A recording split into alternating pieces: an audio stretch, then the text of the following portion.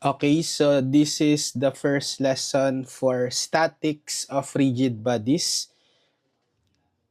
for forces and components. So let's have problem number 1. A force of 200 pound is directed as shown in figure below. Determine the x and y components of the force. So meron tayong force F, okay? I will denote as F siya. May magnitude na 200 pound. Tapos meron siyang theta x na 30 degrees. Sabihin with respect siya sa x-axis. Hanapin natin yung x and y component. So nasa second quadrant siya, 'di ba? So siya is up to the left. So ang formula natin for the x component, kapag theta x yung given is yung magnitude ng f times cosine ng theta x. Tapos kapag y component naman, Fy is yung magnitude ng force F times sine theta x. So dahil given naman na yung magnitude ni F yung 200 pound, tas yung theta x niya 30 degrees, direct substitution na lang.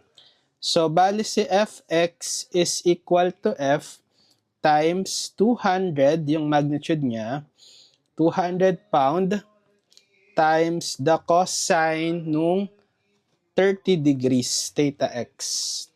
Yan. So using calculator, yan, lagay nyo sa degree mode, shift set up 3, 200 cosine 30. So Fx is 173.21 pound. Pero meron tayong sign convention. So, lalagyan natin ng sign convention, positive or negative. So, kapag nasa second quadrant tayo, kasi ang x component natin is to the left, so dapat siya is negative. Okay, so lalagyan niyo siya ng negative sign. So, Fx is negative 173.21 pound. Or, if without the sign, pwede nyong isulat din as 173.21 pound. Lagyan nyo ng direction, arrow to the left. Okay, so this is the x component nung force F. Tapos, sa y component niya naman, so using the formula, Fy is equal to F sine theta x. So again, yung magnitude F is 200 pound, then times sine nung theta x niya na 30 degrees din. So using calculator, 200 sine 30, which is 100. So Fy is 100 pound. So lalagyan din natin ng sign. So nasa second quadrant siya, dahil pataas yung kanyang y component, ibig sabihin positive. Nasa positive y-axis. So lagyan nyo ng sign, positive 100 pound. Or kung ayaw nyo lagyan ng sign, lagyan natin ng direction. Fy is, sasabihin natin 100 pound upward. So this is the y component. Determine the components of the 300 pound force directed down to the right at a slope of 2 to 3. So drawing natin, lagay natin sa x and y axis. Okay, so this is the origin. Ito yung y-axis, x-axis. So, ang force daw natin is 300 pound directed down to the right. So, saan siyang quadrant maglalay? 'Di ba? Quadrant 1 to, quadrant 2, quadrant 3, quadrant 4. So, down to the right. Dito sa fourth quadrant, right? Down to the right. Yan. Tapos, ang given sa kanya is yung slope. Slope niya daw 2 to 3. Ibig sabihin ng 2 to 3, ratio ng rise to run is 2 to 3. So, 2 units yung rise, tapos 3 units yung run. So, 2 to 3. Okay? Meron siyang magnitude. Sige, pangalanan ko na lang siya as F. By the way, yung magnitude niya na given is 300 pound. So, hahanapin natin yung X and Y component. So, ito na yung drawing natin.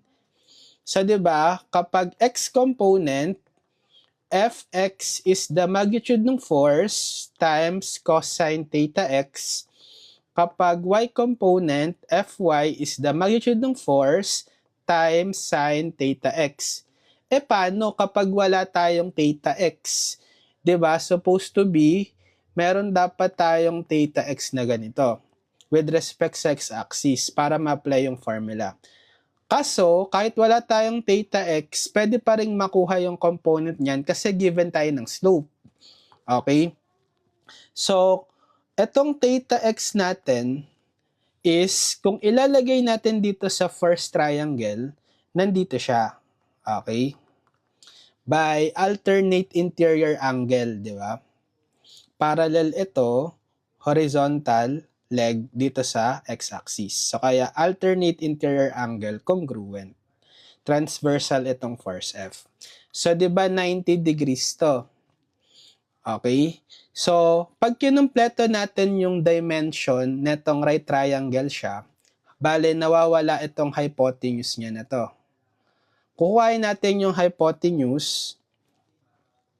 So, by Pythagorean theorem, square root nung sum of the squares nung leg.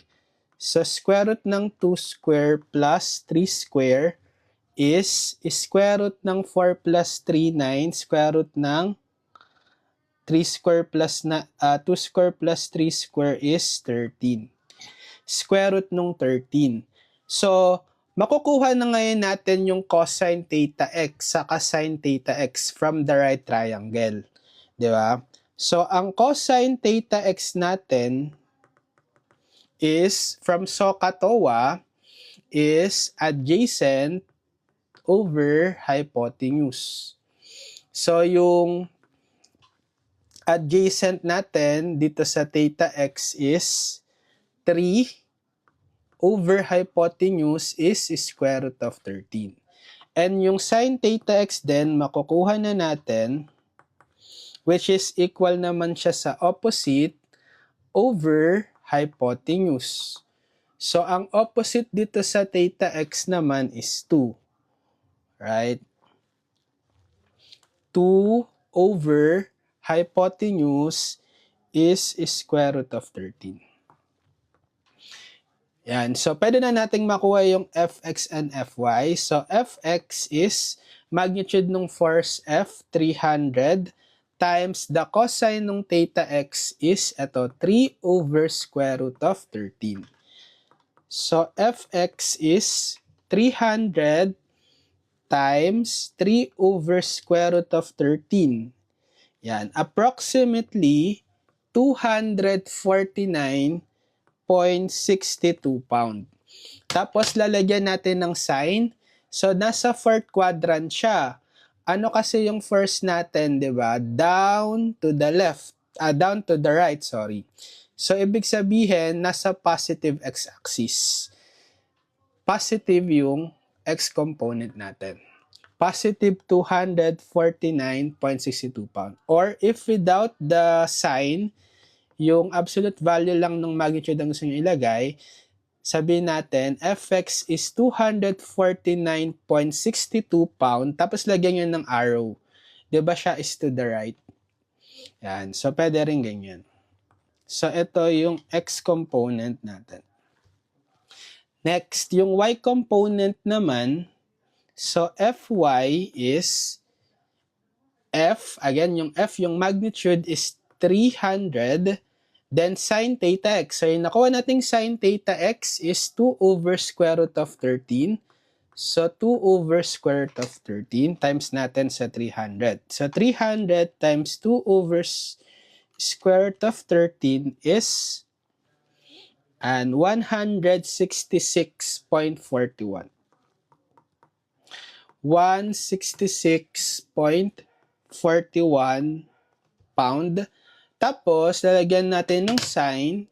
So, dahil siya is, diba, yung force is down to the right. So, downward yung y component, nasa negative y-axis, kaya negative. So, lalagyan natin ng negative sign. Fy is negative 166.41 pound. Or, if without the sign, lagay nyo lang yung absolute value ng magnitude, 166.41 pound. Tapos, lagyan nyo ng direction. Diba, downward siya. So, lagyan nyo ng arrow down. Okay, to denote na downward yung force. So, this is the y component.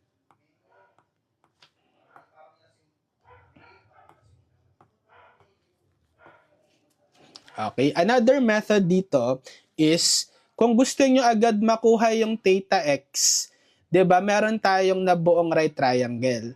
Pwede nyo gamitin yung arctangent, diba? So, kapag nagtangent tayo, tangent nung theta x is equal siya sa opposite over adjacent. So, yung opposite is 2, over adjacent is 3. E di, kapag kinuha natin yung theta x, arctangent ng 2/3. So, arctangent ng 2/3 is 33.69. So, theta x is 33.69 degrees. So, yun yung ipa-plug in nyo ngayon dito. So, sige, check natin. Fx is, di ba yung magnitude, f times cosine theta x, check lang natin. So, 300 times cosine ng theta x, 33.69 degrees. So, 300 cosine 33.69. Ayun, same ba?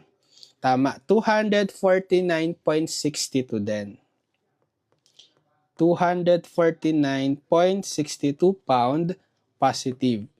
Tapos, kapag y component, f times sine theta x. So, f is 300, then sine theta x 33.69 degrees. So, 300 sine 33.69, yan, approximately 166.41 pounds. Same lang ba?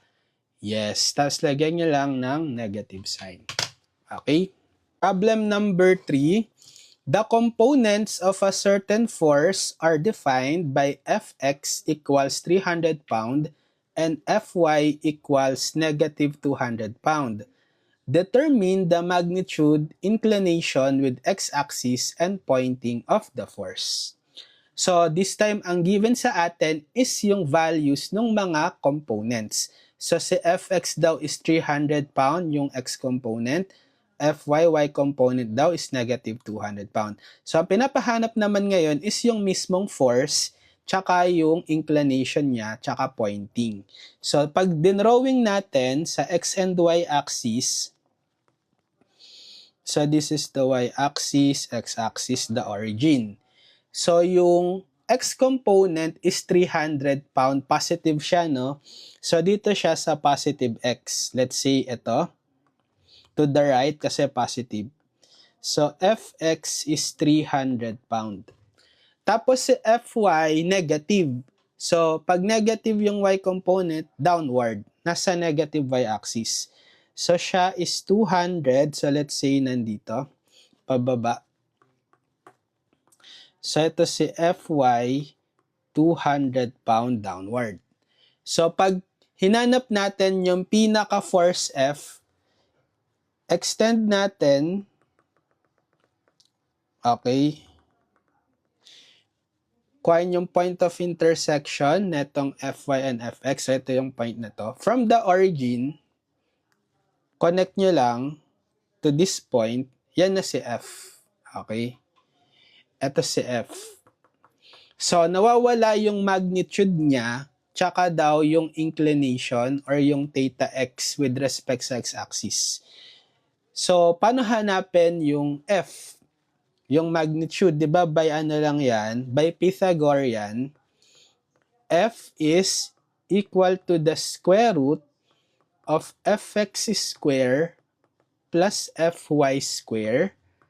So, square root ng, ano yung fx natin? 300 square plus fy natin 200 square. So use your calculator. Square root of 300 square plus 200 square is 360.56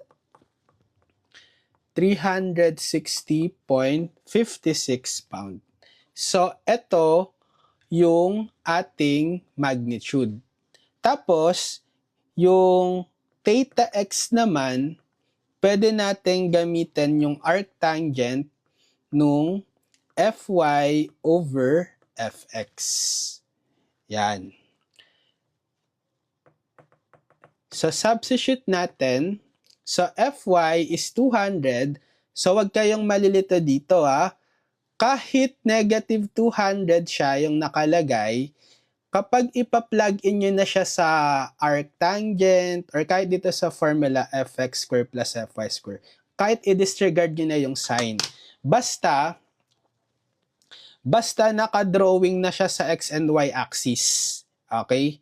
So, na-account na natin yung negative sign kasi dinraw ko na si fy as downward doon sa x and y axis.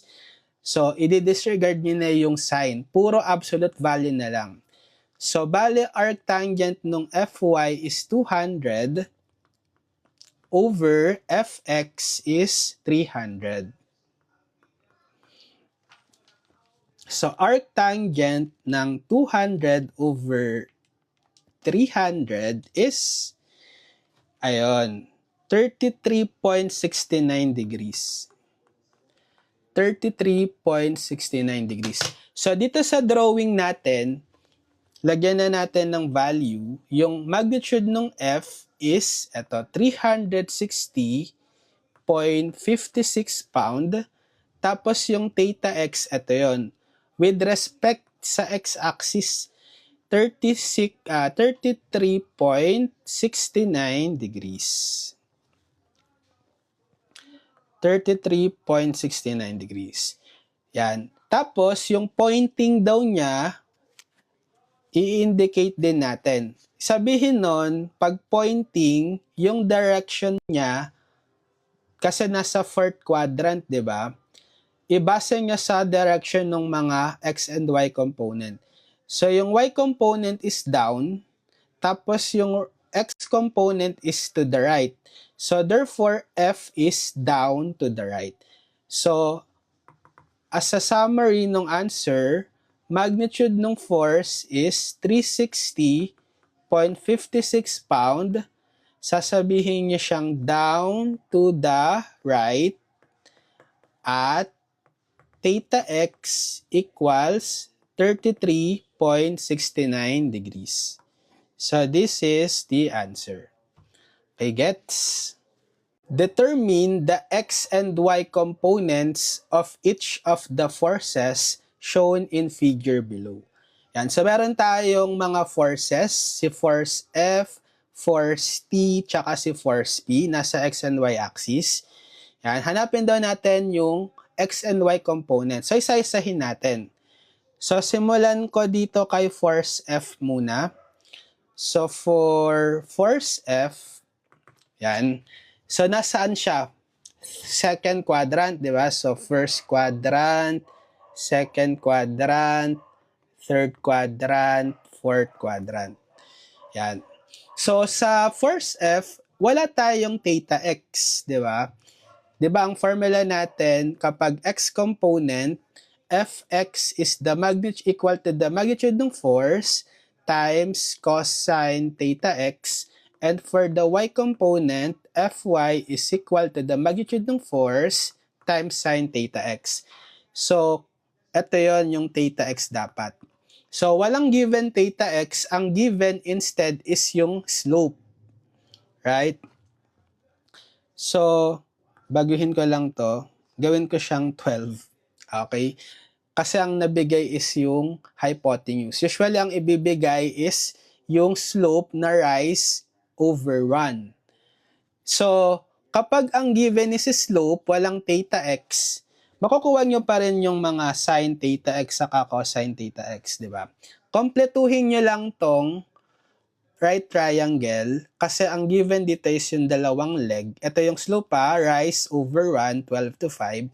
So, para makuha nyo yung hypotenuse by Pythagorean, is square root ng 12 square plus 5 square. So, square root ng 12 square plus 5 square, yun nga yung 13. Okay? Yan. So, right triangle to. Tapos, kung ilalagay nyo yung theta x, saan siya dito sa right triangle? Dito or dito? Dito. Okay? Kasi, with respect tayo sa horizontal, di ba? Ito yung horizontal leg eh. So, makukuha na natin yung sin theta x saka cosine theta x niya. Kasi kailangan natin sa formula. So, for cosine theta x, adjacent over hypotenuse, right? So, that is 5 over 13. So, yun yung cosine theta x. Then, for the sin theta x naman, opposite over hypotenuse. So, 12 over 13. So, 12 over 13. Yan. So, ipa-plug in na natin. Bale, Fx is equal to the magnitude ng force. Ang given is 390. So, 390 times cosine theta x, 5 over 13. So, 390 times 5 over 13, yan, sakto, 150. 150 pound, tapos lalagyan natin ng sign.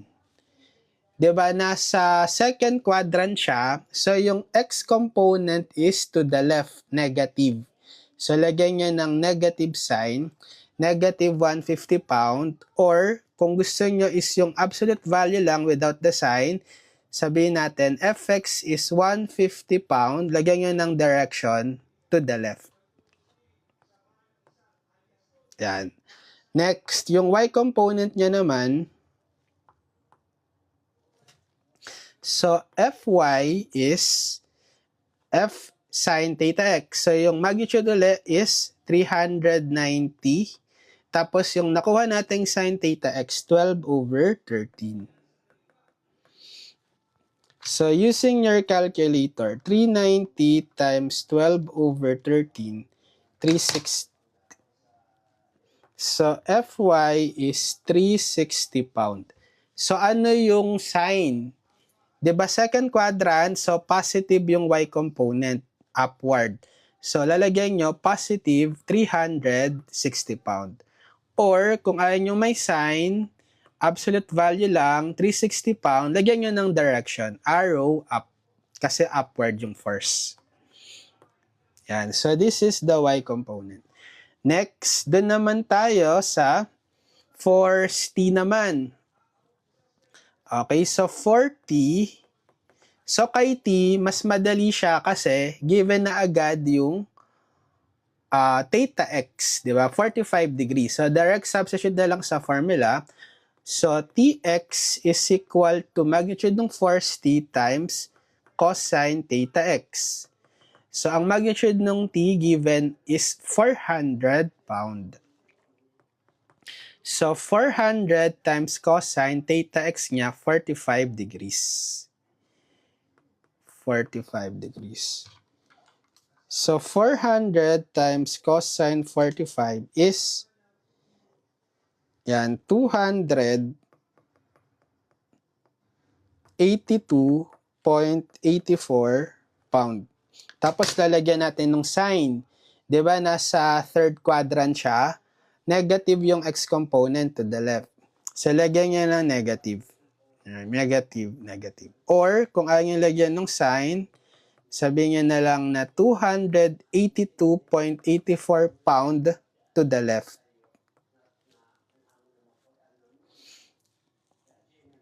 Ito yung x component.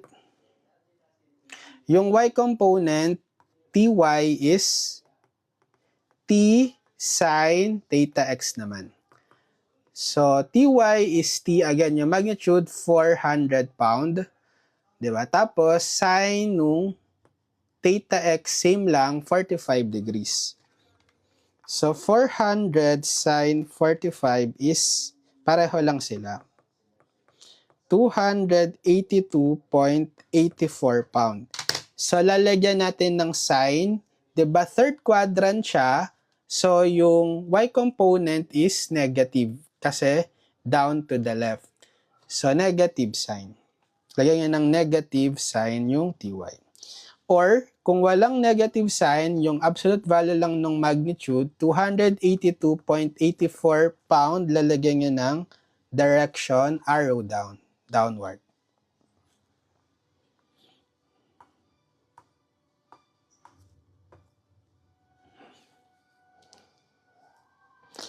So, last, para naman dun sa force P naman tayo. So, si force P, yan. Nasa fourth quadrant naman si force P. So, ang given kay force P is yung magnitude niya 300 pound, tapos yung angle niya this time, hindi siya with respect sa x-axis, with respect sa y. So, theta y siya, 60 degree. So, para masunod natin yung standard formula, naka with respect sa theta x tayo, compute na lang natin yung theta x na to. Okay? Kasi mababalagtad yung formula pag theta y tayo di ba? Madali lang naman makuha si theta x dahil 90 degree ito. Bale, ang sum ng theta y tsaka theta x is 90. So, para ma-solve natin, theta x plus theta y is 90. Given yung theta y na theta y is 60 degrees equals 90. Transpose nyo si 60 sa kanan. Theta x is 90 minus 60 or 30 degrees. So, 30 degrees yung theta x. So, ito na lang gagamitin natin para hindi na kayo malito. Kapag x component, kapag theta x yung given, cosine. Kapag y component, theta x given, sine. Okay, baliktad yun kasi kapag theta y ang ginamit nyo.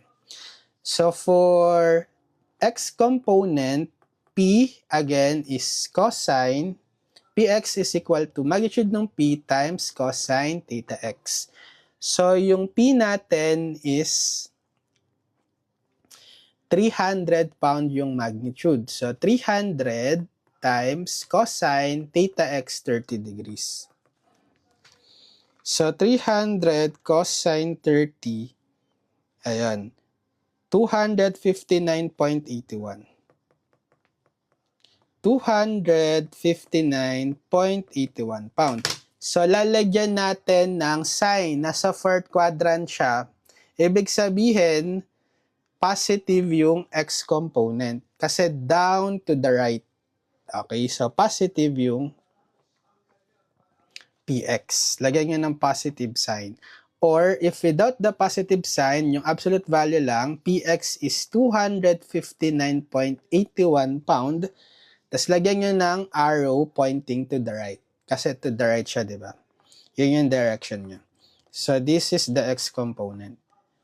And then, for the py, formula is p sine theta x. So, P natin, magnitude is 300, tapos sine nung theta x 30. So, 300 sine 30 is, ayan, 150. So, PY is 150 pound. Okay, lagyan natin ng sign kasi nasa fourth quadrant siya. So, downward or nasa negative y-axis yung y component niya. So, negative yung PY, right? Lagyan natin to ng negative sign. So, PY is negative 150 pound, or if without the sign, yung absolute value ng magnitude lang, 150 pound, lagyan nyo ng direction downward. Okay, gets? Determine the X and Y components of each of the forces shown in figure below. So, ito, lagyan ko, nakalimutan natin. This is 448 pound. Determine the X and Y components of each of the forces shown in figure below. So, meron tayong tatlong force, si force P, force T, tsaka si force F. Okay? So, simulan nating hanapin yung component ni P. So, si P nasa first quadrant. So, quadrant 1, quadrant 2, quadrant 3, quadrant 4. So, anong given kay P? Yung magnitude, 200 pound. Tapos, ito is theta y. With respect siya sa y-axis. So, para dun tayo sa sanay na formula, kapag x component cosine, y component sine, dapat theta x ang kuhain natin. So, para makuha si theta x, diba, sum neto is 90. So, ima-minus lang natin 90 minus 30 degree, eto na si theta x, 60 degrees. Yan. Tapos gagamitin na natin yung formula. Kapag x component, px is p cosine theta x. So, yung p is the magnitude, 200, times cosine theta x, 60 degrees. So, 200 times cosine 60, ayun, 100. So, PX is 100 pound. So, lalagyan natin ng sign. So, nasa first quadrant siya. Kapag first quadrant, di ba, up to the right, so positive yung yung X component. So, therefore, PX is positive 100 pound. Or, kung without the sign, Px is absolute value 100 pound, tapos lagyan nyo lang ng arrow to the right. Okay, so ito yung x component. And then, yung y component naman, ang formula is p sine theta x. Okay, so p is 200 times sine theta x is 60 degrees. So, using your calculator, 200 times sine 60, ayun, 173.21 pound. So, lalagyan natin nung sign, first quadrant, so positive yung y component, upward. So, lagyan nyo ng positive sign, or if without the sign, pwede nyo isulat as py equal to 173.21 pound, tapos lagyan nyo ng arrow up. So, ito yung y component. Next, dito naman sa force T. So, sa force T naman, wala tayong theta x. Ang given sa atin is yung slope. Okay? Rise over 1, 3 over 2 yung slope. So, kuhain natin yung hypotenuse para makompleto yung right triangle. By Pythagorean, square root ng hypotenuse is square root ng 3 square plus 2 square. Bali, square root ng 9 plus 4, 13. Square root ng 13. Yan. So, di ba nandito dapat yung theta x natin? So, kung ilalagay natin sa right triangle, dito siya. Okay? With respect sa horizontal leg. Tas 90 degree to. So, from the formula, Tx is equal to T cosine theta x. So, kailangan nating makuha yung cosine theta x from the right triangle. So, cosine theta x is adjacent over the hypotenuse. So, 2 over square root of 13. 2 over square root of 13. So, pwede na natin i-plug in dito sa formula. Tx is yung magnitude nung t natin, 722. So, 722 times yung cosine theta x na 2 over square root of 13. So, 722 times 2 over square root of 13. Yan, 400.49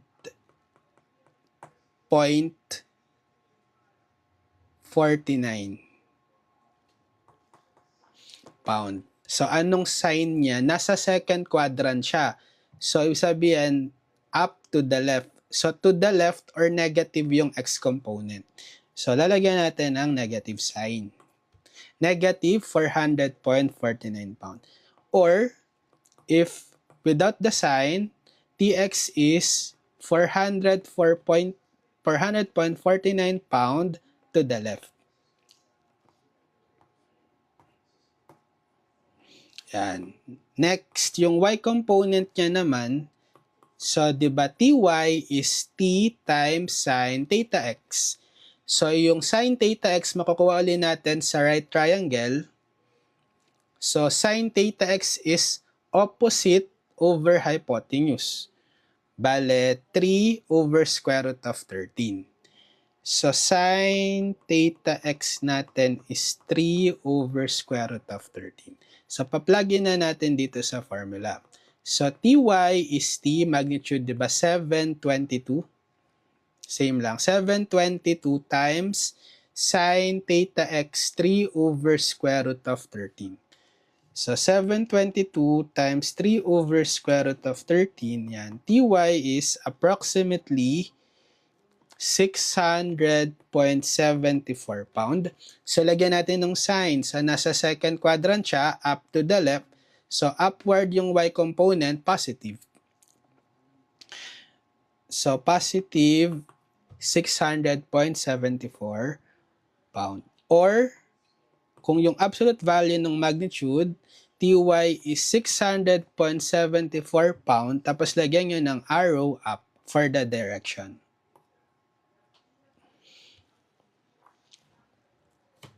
Yan.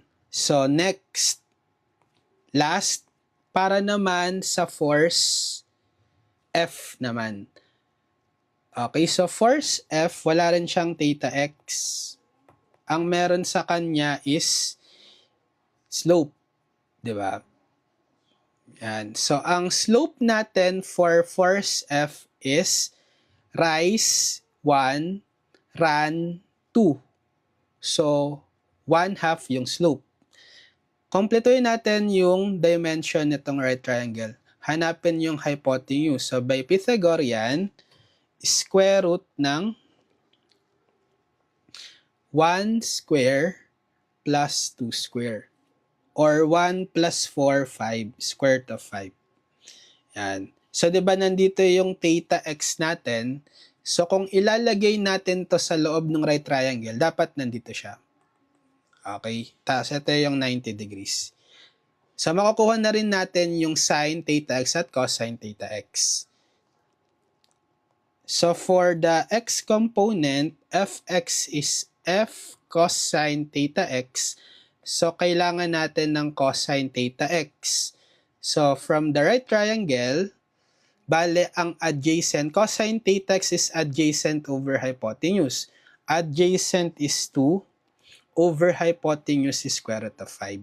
So, cosine theta x is 2 over square root of 5. So, substitute natin dito sa formula. Fx is f. Ano yung magnitude ni f? 448 pounds. So, 448 times the cosine theta x, 2 square root of 5. So, 448 times 2 over square root of 5. Ayun. 400.70 pound. So, lagyan natin ng sign. Nasa fourth quadrant siya, meaning yung force is down to the right. O, to the right, ibig sabihin, positive yung x component. So, lagyan natin ng positive sign. Or, kung without the sign, yung absolute value lang, 400.70 270 pound, tapos lagyan nyo ng direction, arrow to the right. Okay, next, yung y component, Fy is F sin theta x naman. So, kailangan natin yung sin theta x, kuhain natin sa right triangle. So, kapag sin theta x naman is opposite over hypotenuse. So, 1 opposite over hypotenuse is square root of 5. So, sin theta x is 1 over square root of 5. Yan. So, sin theta x is 1 over square root of 5. So, ito yung ipa-plugin nating value. Fy is F. Ano nga uli yung F? Magnitude, same lang, 448. Tapos, sin theta x, 1 over square root of 5. So, 448 times 1 over square root of 5. Yan. So, Fy is 200.35 pound. So, anong sign niya? Nasa fourth quadrant. Sabihin, down to the right, negative yung y component kasi downward. So, lalagyan natin ng negative sign. Yan. So, Fy is negative 200.35 pound, or if without the sign, Fy is 200.35 pound, lagyan nyo ng arrow down.